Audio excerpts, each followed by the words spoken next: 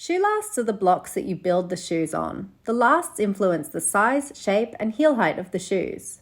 Now, there are no universal standards for manufacturing lasts, so they're available in thousands of different shapes, and the sizing is graded differently from one factory to another.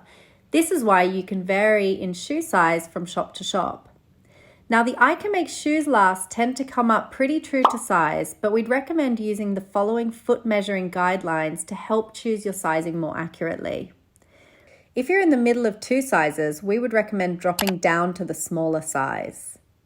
We only take the foot length measurements into consideration for selecting these lasts.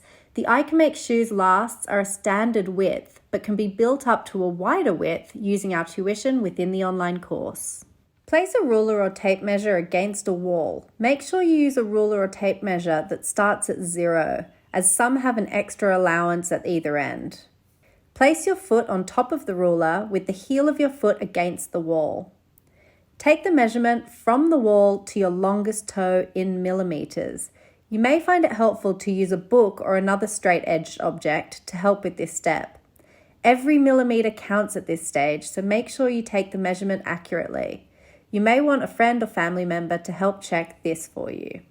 Measure the length of both feet, as it's likely you'll have one foot slightly longer than the other. You'll want to go by the measurement of the longest foot. You will now need to add an extra allowance to your foot length to get your recommended last size. How much allowance you add depends on the specific last model. With the ICANMAKESHOES lasts, we recommend adding the following allowances.